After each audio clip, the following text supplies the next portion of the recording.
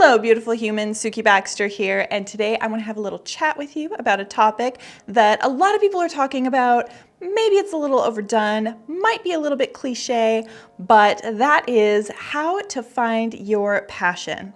And I want to talk with you about this because I've got some things to say that I just really haven't heard, and some things that I feel need to be said around this topic. But before we talk about how to find your passion, I want to introduce you to mine. So let's go.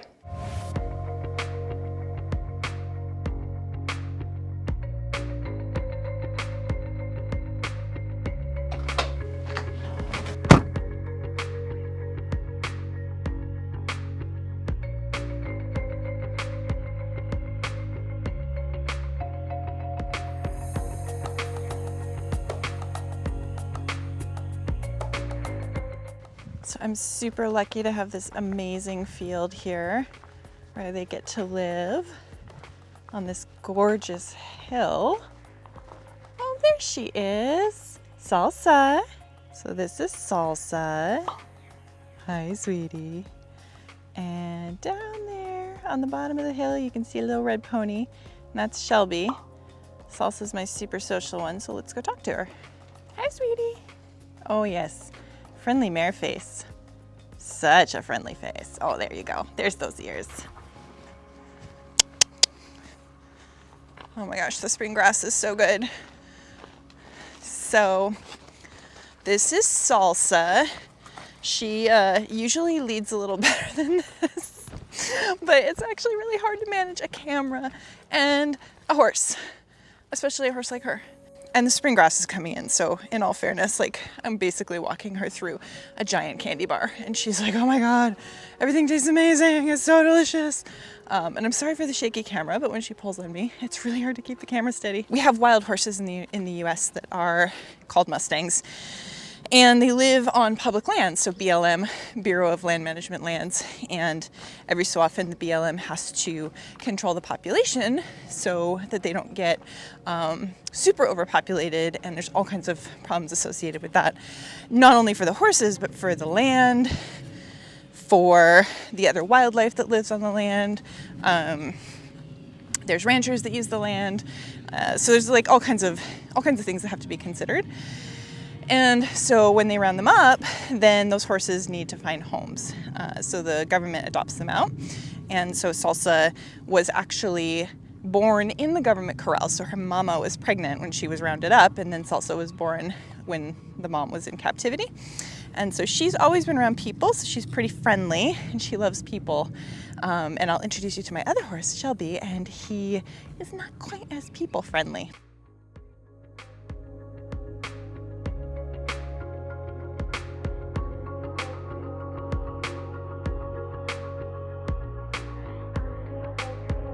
So this is Shelby. He is my 8-year-old Kiger Mustang, and he's into the grass, as you can see. I've had him for almost 4 years, and he, like Salsa, is from the same herd in Oregon, and he's a Kiger Mustang.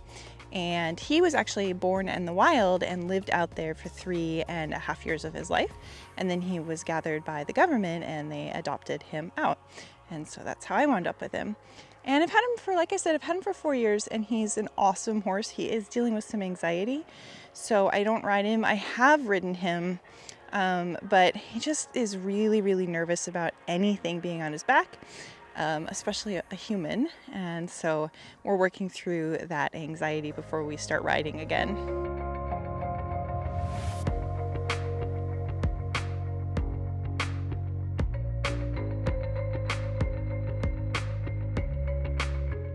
So people always ask me if I grew up with horses, and the answer is kind of yes and kind of no. I did have horses when I was a kid, but I think when people ask that, they're kind of wondering if like my parents had horses or grew up on a farm, or, you know, like maybe a grandfather or an uncle or something had a ranch. And no, no one in my family was horsey at all.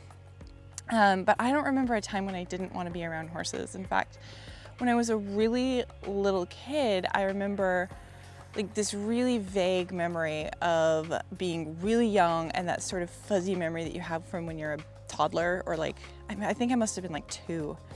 and I discovered that horseback riding was a thing. Like I remember realizing that people sat on horses and rode them, and I was like, oh, like I have to do that. That sounds amazing. Like I was just enthralled with the idea. So my parents leased me a pony, and we would go up on the weekends and I would get to ride, and it was this really big open ranch kind of a place. Not really a ranch, they didn't have cows or anything, but they had a lot of horses and a lot of land, and I got to do trail rides and just ride around and play. So after we started leasing a pony, then that led to us buying a horse, and then after we bought a horse, I started showing horses. Hi, Salsa.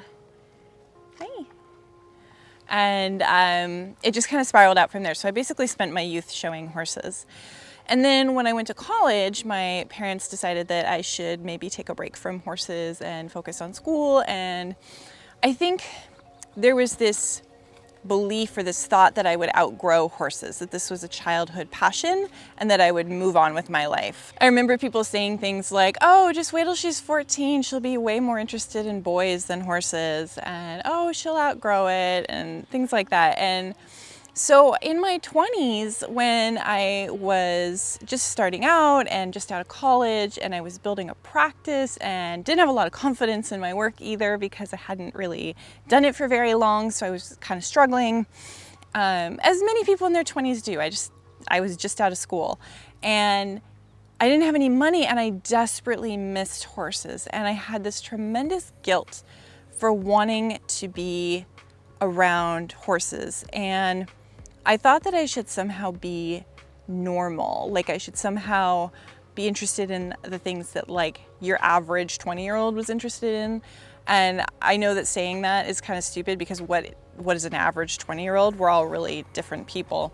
But I thought I should be like going to parties and like, I don't know even what I thought I should be interested in. So I spent a lot of time feeling really guilty about wanting to be around horses, because it is seen as a luxury and it is seen as expensive. And I had this story that I should, I don't know what, move on with my life. And I don't know what that was supposed to look like, but I had this idea that I was supposed to be doing that.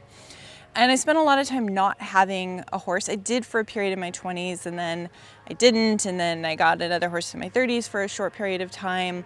And I always really missed it, and I was always a lot happier when I had a horse to spend my time with and to really devote my energy to.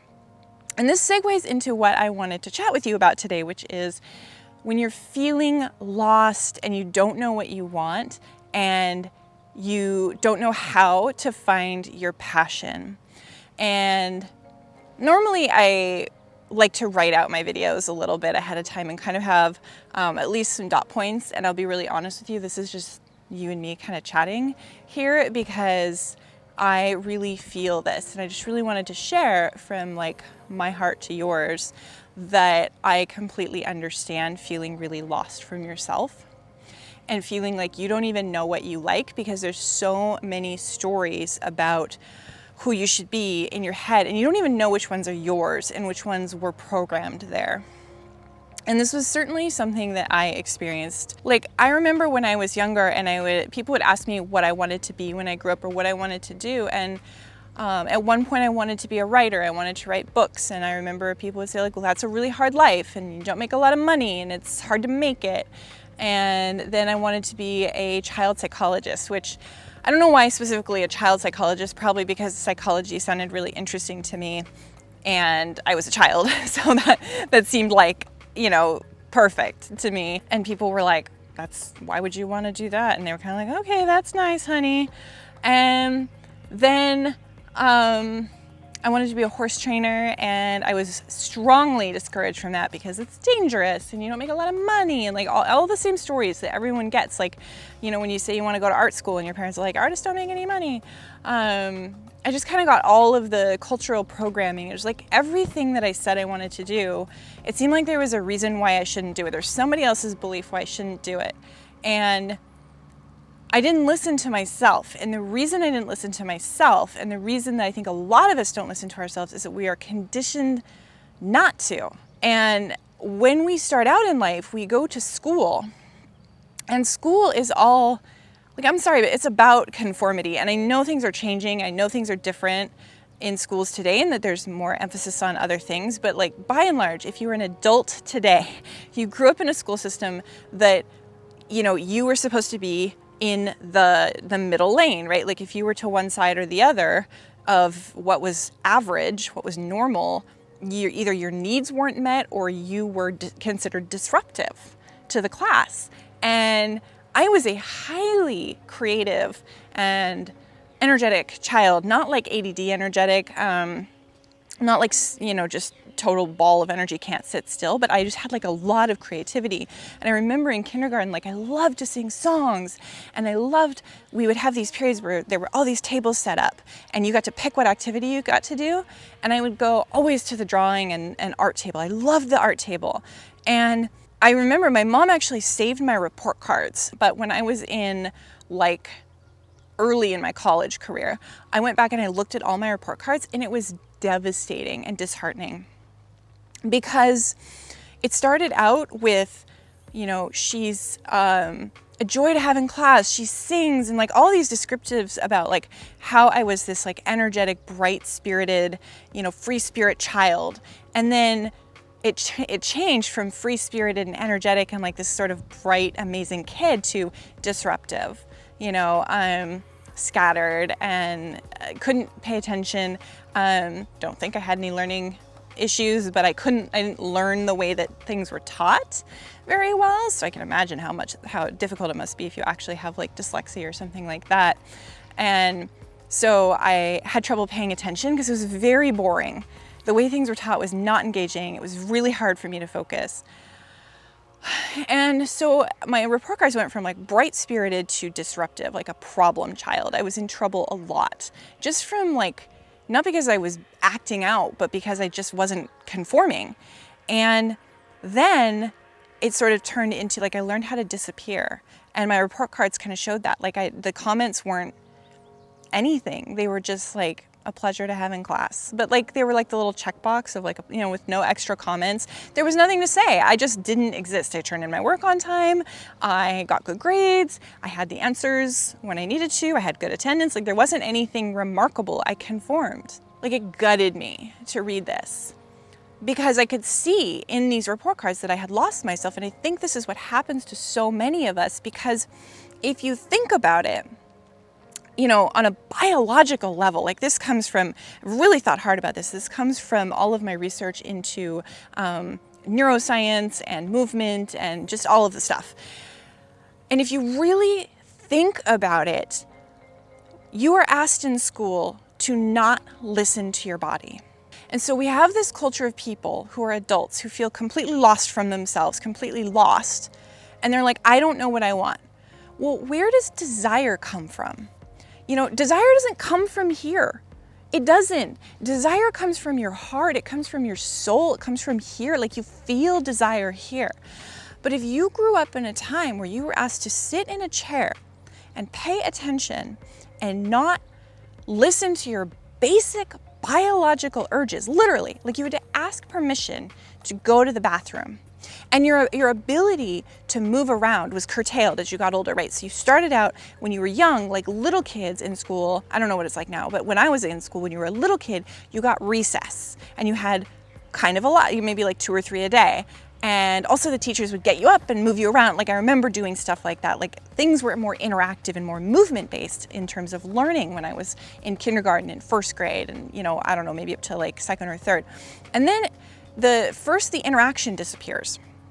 Right now we're sitting in desks and you do have recess, but you're supposed to do that at recess. You're supposed to move and run and get your energy out at recess. And then you come in and you sit and you focus. And so like, you know, there's time for your body and there's a time for your brain. And the two are completely separate. So that's where it begins. And then after that, they start shrinking down your recess. Because as you get older, apparently you don't need to move around as much or something. I don't know. But basically by the time you get to high school, recess isn't a thing anymore. You don't get time to run around. You don't get time to exercise, and maybe you have a PE class if you're lucky. You might have like 1 period of PE. And what has to happen in order for that recess to disappear and for you to show up at school and not go crazy is you have to disconnect from your body. Because you can't listen to the urges you're having here. If your body says, I need to run right now, like I need to like scream right now, I need to flail all around and like pound the walls, or I just need to go like run up that hill really fast. I just need to do something, or I need to stretch right now. If you're in the middle of a class, you can't do that. And so you have to override that. So you have to disconnect from that urge. Your brain has to tell your body no. So if you do that repeatedly over time, you're not going to feel those urges anymore. You're just going to be sensorily disconnected from yourself. So what happens when that happens? Well, now you can't feel your desires. Now you can't feel what it is you want because you've been told what you want. You've been told what you're supposed to do, and you're stuck up here and you're cut off from here down. It was really interesting. I was watching a show on Amazon the other day it's actually Gaia TV, and anyway, irrelevant, but I was watching this show, and this guy was talking about this rock in Arizona. I've never heard of it, and I don't know anything about it, so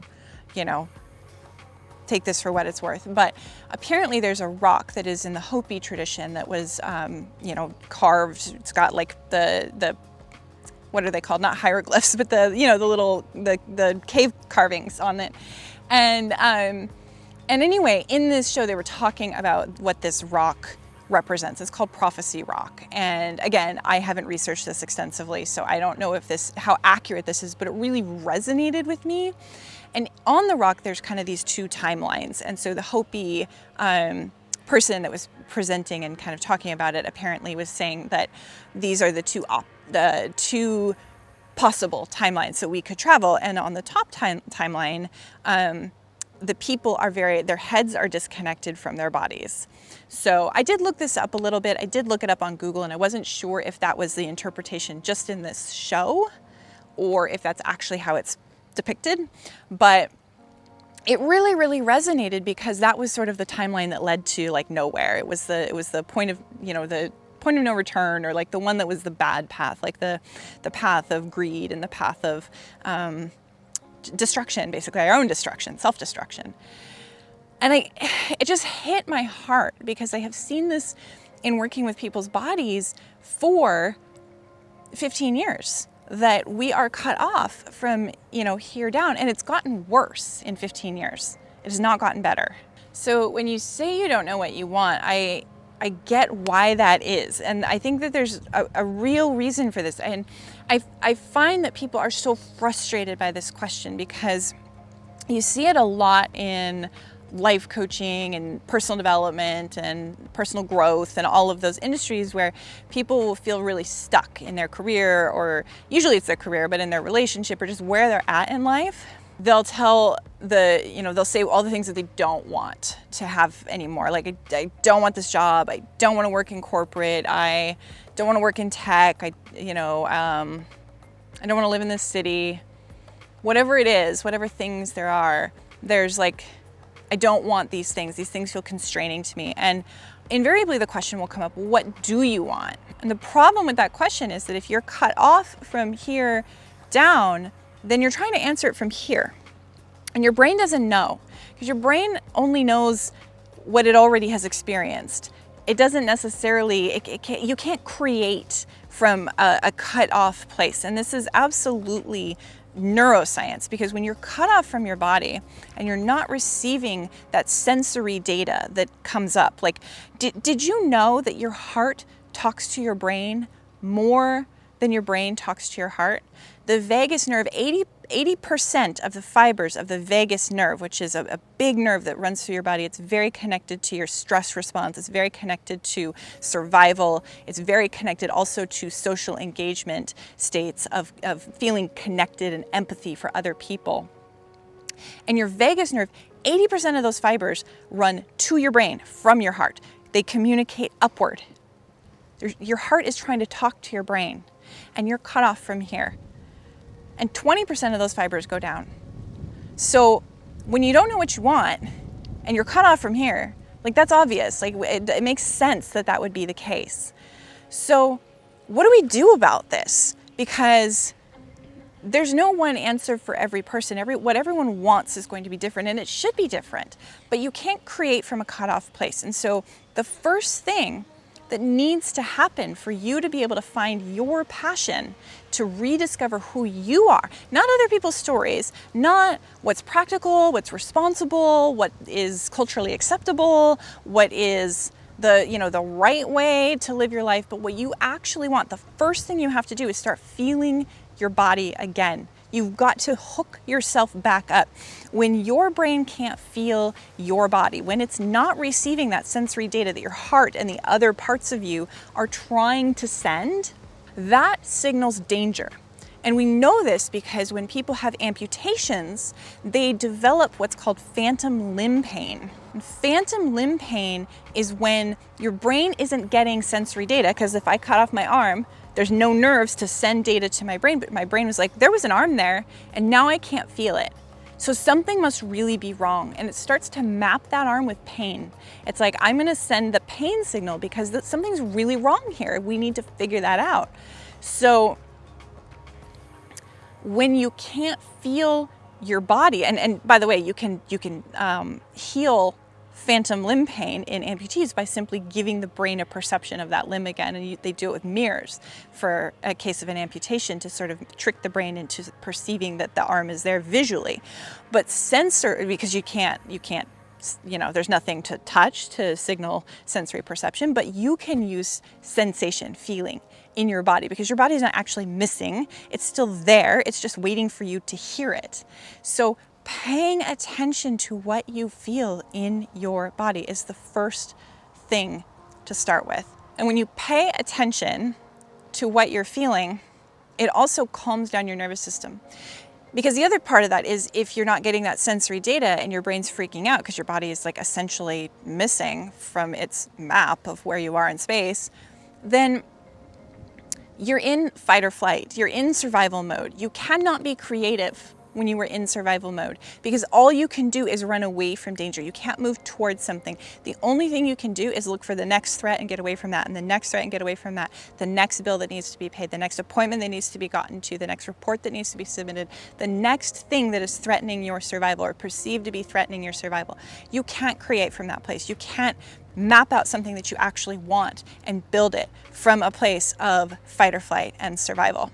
So you got to start paying attention to what you feel in your body. And this is simple. It's just noticing sensation. It's just noticing your breath. It's noticing the feeling of your clothes on your skin. It's noticing a warm cup of tea in your hands. It's actually being present to that. And what this does is it pairs something called neuroception, that's what your body is feeling, with perception, which is your mind's awareness of it. So that hooks your brain and your heart back up again so they can talk to each other, so that you can actually start to figure out, what is your heart whispering to you, and what is it that you want in life, or in life, really? Why would we live other people's stories? So circling this back around, I have 2 horses now, and I came to a point in my life where I realized that I was trying to make my life perfect and acceptable, and I'm not even sure for whom. I have no idea. It was all subconscious. And I was trying to do that before I would allow myself to do the things I really wanted to do. And I just had a point where I realized that if I didn't make my life about horses, if I got to the end of my life, because none of us knows when that is, and I hope that I have many years left, but we don't know. And if I got to the end of my life and I hadn't made my life about the thing that lit my heart up, I would regret that. In fact, I would be devastated. And so I took that step and did something really brave, and I adopted my first wild Mustang. They're over there nibbling grass. They're so cute. It's been a journey, and I won't say that following your passion is an easy thing. It's not, you hear that quote, follow your bliss. And it's amazing how many struggles I have and how hard it is to have these horses, especially, Salsa has her challenges, but Shelby has been really tough, but the rewards are so great. And it takes work, it takes effort, but I love it so much that it doesn't feel like work. So I hope you're able to find that for yourself too, because that's what we need. We need more people who are lit up and living from here, from the heart, not from our brain. If that Hopi rock is true, and I mean, it so hit a place in me that just was like, it just felt so true. Our path to salvation, we've got some problems in the world. We've got some environmental problems. Politics is crazy. Things are happening in the world. And I think our path to resolution is through our hearts, not through our heads. I think we'll get there if we reconnect ourselves, and we'll all be a lot less triggered. So I actually started this video a bunch of times. It took me like 3 or 4 days to actually film this because I was like, oh, how to find your passion. I really want to talk about this, but like no one wants to hear what I have to say. I'm not like a Brene Brown or like a Peter McKinnon if you're going in the YouTube world. Yeah, I was like, no one wants to hear what I have to say about how to find your passion. But then I was like, you know what? It's my YouTube channel and I really want to talk about this. And I feel like this is super important. And so please, if this resonates with you, I'd love it if you'd share it out with people. I just want people to be more here, more in here, more in their hearts. Thanks so much for watching. If you like this video, like I said, share it with people. I'd love it if you'd subscribe, so you can just click that button. And you can turn on the bell notifications too, so you get notified every time a new video pops up. And I will see you in the next one.